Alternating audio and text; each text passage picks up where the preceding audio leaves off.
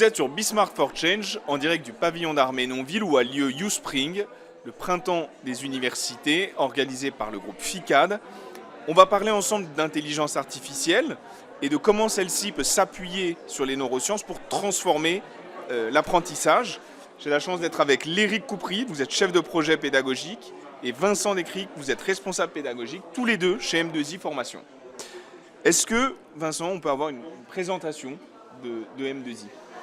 Aujourd'hui, M2I Formation, c'est un acteur incontournable dans le domaine de la formation professionnelle. On a plus de 40 ans d'existence.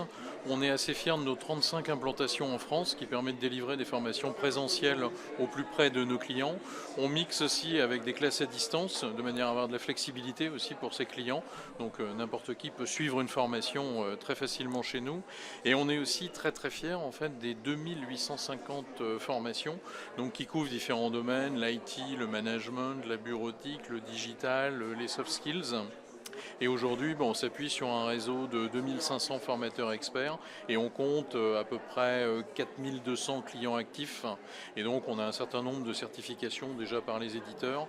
On a aussi des reconnaissances forcément Calliope, on est reconnu par les OPCO et on a aussi un catalogue CPF donc, que l'on maintient année après année. Léric, je me tourne vers vous. Les travaux de Stanislas Dehaene ont popularisé 4 piliers de l'apprentissage. Est-ce que vous pouvez nous les rappeler et aussi nous dire comment vous les intégrez dans vos parcours de formation ? En effet, Stanislas Dehaene, c'est vraiment un chercheur qui a réfléchi sur qu'est-ce qui favorisait l'apprentissage.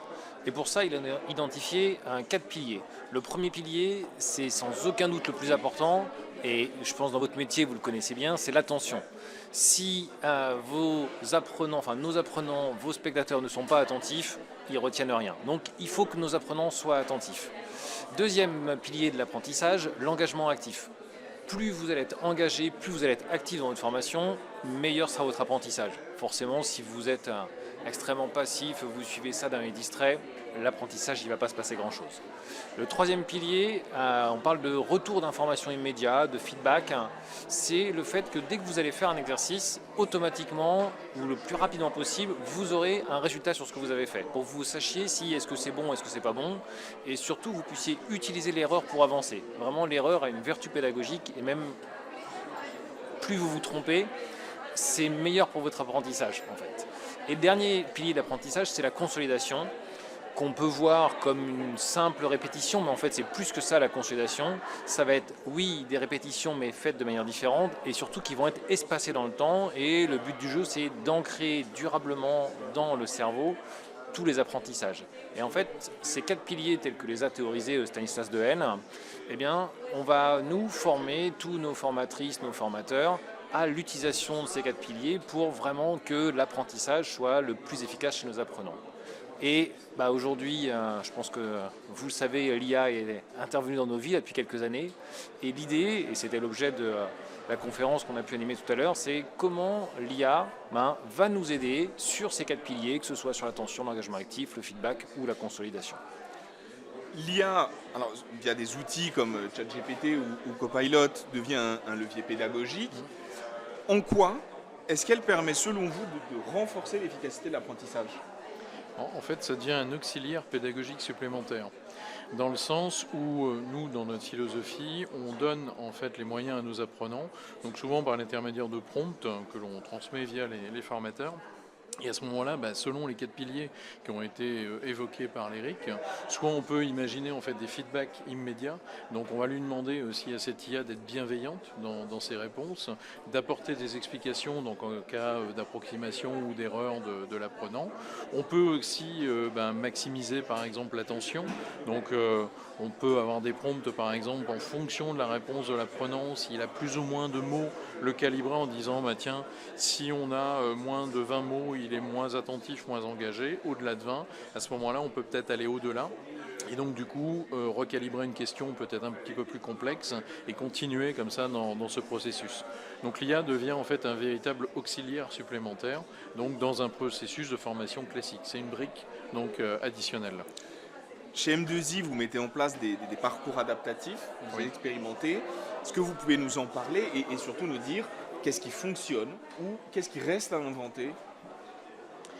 Après, donc, dans les parcours adaptatifs, nous, on a utilisé notamment une de nos formations qui est Apprendre à apprendre. Donc, l'idée de cette formation, c'est de proposer de la métacognition, c'est-à-dire de faire prendre conscience en fait, à un apprenant les mécanismes d'apprentissage de manière à ce qu'il ait un certain nombre de leviers, un certain nombre de techniques donc, pour pouvoir maximiser l'apprentissage. Et donc, on a utilisé donc, ces ateliers au début de manière complètement expérimentale, donc en disant tiens, on va essayer un prompt, on va essayer une technique en fait avec l'IA. Et donc là, sur ce que l'on disait tout à l'heure avec les 4 piliers, donc ça donne plutôt de bons résultats. Après, on a encore des interrogations, notamment peut-être sur un volet éthique, sur un volet peut-être légal, peut-être sur le côté éthique, on en reparlera peut-être tout à l'heure, mais la notion de consentement peut être importante, donc vis-à-vis des stagiaires. Et le frein qu'on peut avoir aujourd'hui, par exemple, c'est quelqu'un qui refuserait d'utiliser l'IA dans son parcours de formation, et du coup, il reste à argumenter sur les biens fondés de l'utilisation de cette IA. Léric, je me tourne vers vous. On va rester sur cette question de l'éthique parce qu'on en parle beaucoup et qu'il y a des craintes qu'on peut juger plus ou moins légitimes, mais qui sont là. Il y a celle du consentement que vous évoquiez, Vincent, mais il y a aussi celle des données personnelles, du bien-être cognitif. Comment vous, chez M2I, vous encadrez l'usage des outils du point de vue éthique ? Sur l'aspect purement éthique, c'est vraiment un sujet sur lequel on s'est penché dès le début. Et encore plus avec l'intelligence artificielle.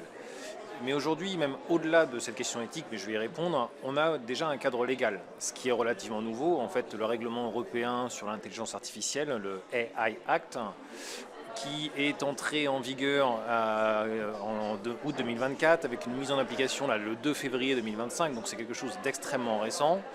Et on a déjà aujourd'hui, et ça n'existait pas, ce cadre légal qui autorise un certain nombre de choses et surtout qui interdit certains usages de l'IA parce qu'elles ont un niveau de risque qui a été jugé inacceptable.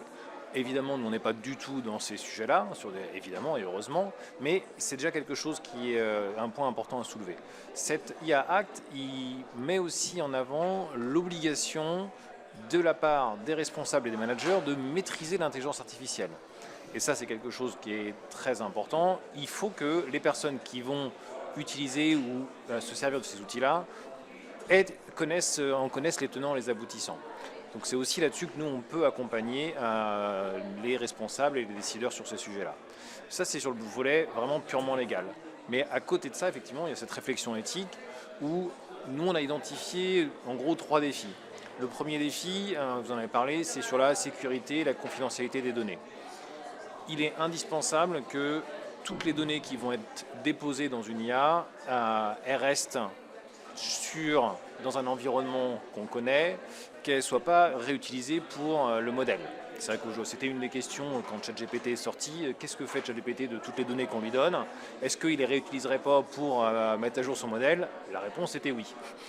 Aujourd'hui, dans la version payante de ChatGPT, dans Copilot, on a sur Mistral par exemple, des IA souveraines, on a un certain nombre de garanties qui dit que ok, là-dessus on peut y aller, nos données restent en sécurité et on a une confidentialité des données. Mais en tous les cas, ça c'est un premier point hyper important. L'autre point dont Vincent a un peu parlé tout à l'heure, vous l'avez rappelé, c'est ce principe d'autonomie et de consentement. C'est-à-dire que tous ces outils-là que nous on juge extrêmement positifs, encore une fois dans une logique d'apprentissage, il faut absolument que et nos formateurs, formatrices et nos apprenants soient OK avec l'idée d'utiliser ça et de se servir de ces outils-là.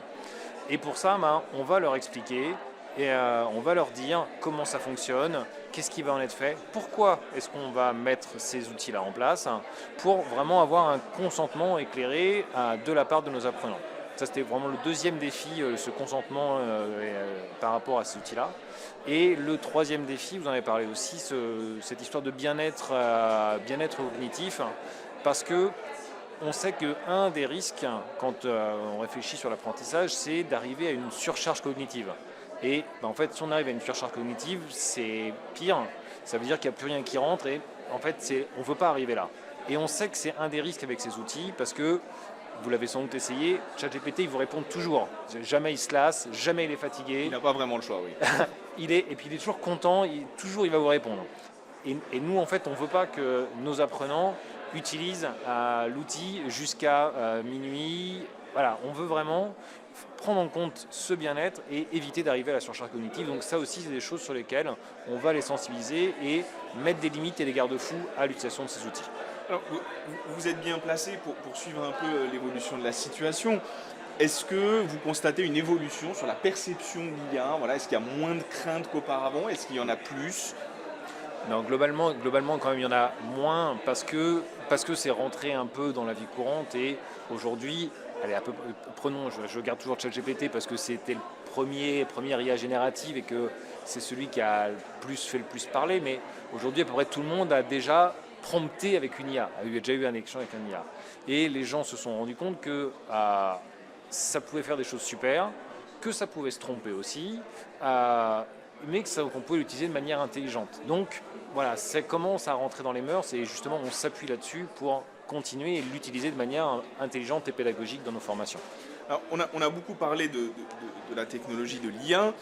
Si on s'intéresse aux formateurs maintenant, Léric, est-ce que le rôle évolue en profondeur ou est-ce qu'il reste quand même central? Son rôle reste central et ça c'est vraiment, c'était une des principales craintes qu'on a eues, et ça pour le coup, on l'a aujourd'hui encore, on n'est pas encore passé au-delà par rapport à la question sur la perception de l'IA. Une des craintes des formateurs et formatrices, c'est demain j'ai plus de boulot, l'IA va me remplacer. Et nous vraiment on tient à leur dire que mais pas du tout. C'est-à-dire que leur rôle restera central et ils vont se servir, un formateur et formatrice qui ne se servirait pas de l'IA, je pense que c'est une erreur, parce que ça peut apporter beaucoup. Mais ce n'est qu'un apport. C'est l'informatique est arrivée, est-ce que ça n'allait pas révolutionner le métier? Est-ce que j'allais encore avoir besoin d'avoir quelqu'un qui m'explique alors que potentiellement j'ai tout sur Internet et je ne vais plus avoir de métier? Et on se rend compte qu'effectivement il y a plein de ressources sur Internet, sauf que le rôle du formateur, ça va être de guider l'apprenant, de dire là tu vas aller voir ça, je vais t'expliquer des trucs, après tu vas aller voir ça, tu vas faire tes exercices, puis tu vas voir ça. La construction pédagogique, le rôle du formateur, le cœur du métier, il restera toujours. Donc non, ça reste. Vous avez tous les deux une fonction pédagogique, donc je vais en profiter. Vincent, quels sont les dispositifs que propose M2I dans son offre de formation? Alors là, en fait, les dispositifs, on pourrait en parler longuement, on pourrait peut-être mettre l'accent sur deux choses. Le premier axe, en fait, on a inclus l'IA dans un certain nombre de nos formations, donc on a revu le contenu. Je pense notamment à des cours de développement. Aujourd'hui, ça devient un incontournable d'interroger en fait une IA pour corriger un code, pour le documenter, pour avoir des idées, pour être plus créatif. Donc ça devient un incontournable pour des développeurs. Après, on pourrait citer aussi même les IA au cœur de la bureautique. De penser à Copilot de Microsoft, à Gemini de Google. Donc là, on l'a intégré directement en fait dans nos plans de cours, notamment pour Gemini, et on a un cours dédié en fait sur Copilot, donc dans les produits classiques Word, Excel, Teams. Et puis, on a aussi une toute nouvelle filière depuis l'année dernière, qui est consacrée donc à l'intelligence artificielle et qui propose en fait une gamme de formations qui va de l'art de prompter, mais qui peut aussi inclure de la programmation pour du machine learning, différents langages, là aussi par exemple du Python, donc pour programmer son intelligence artificielle. Donc on renforce en fait notre offre actuelle, donc soit en rajoutant des cours dédiés à l'IA, soit simplement en rajoutant de l'IA dans nos cours existants. Messieurs, je vous remercie pour ces propos éclairants et je vous dis à très bientôt sur Be Smart for Change. Merci à vous.